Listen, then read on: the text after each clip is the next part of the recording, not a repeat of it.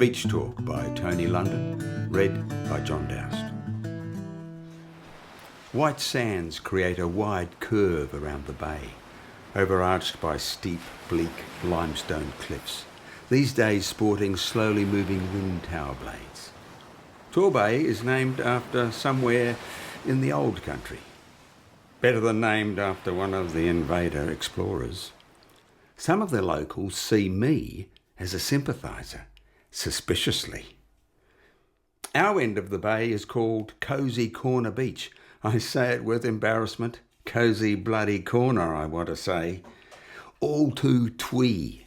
This beach where the local farmers had a sand track through the peppermints for fishing, trailer behind the tractor with family and tackle.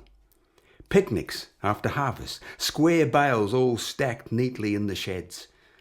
Nowadays, there's a sealed road, a solar-powered check-in for campers who flood the flats behind the bushy dunes with their mobile villas and the continuation of colonialist footprints.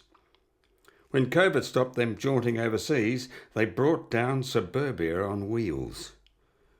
Locals waited them out, truth be told, didn't like footprints in the sand they couldn't recognise. Cosy, bit of a trap, that name. On wild days, I've seen waves crashing over that rock out there. That's where our kids, now in their 50s, used to do their swimming lessons. 2 weeks of survival, deep retrieval dives, the whole shivering shebang. The 50-metre swim to the rock was sometimes further, when they had to swim against the tide and into whitecaps. See that green bench overlooking the bay? Recycled plastic, as you'd expect, put there by Jack's wife when the dancer took him.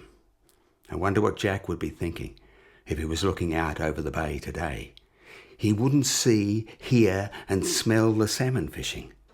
That was before they moved in up the hill. We used to love it when the message came out. All rushed to the beach, a swollen, heaving net of more than 100 metres, passed from boats to old tractors, dipped deep in the waves, and the dark rolling monster was dragged to the hard stand sand. Then there was an explosion of silver bullion as a whole school of salmon or herring exploded into view, a molten life force.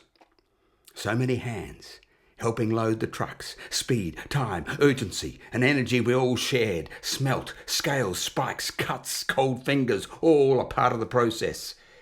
If a football coach could bottle that energy, they would win every game. What would the first people have thought when they sat around the fire on one of their summer songline adventures to the sea for some river and coastal food? What would they have thought when they heard the first sails flapping into this bay, the weird shapes cruising in, when white-clothed men stood their ground? In later seasons, whalers, whale carcasses, boiling pots of oil, women stolen and desecrated, loud spitting guns. On my winter walks, I hear gulls, waves sluicing, note sea eagles cruising, and urgent, silent sounds of fear and despair rumble in my mind's eye.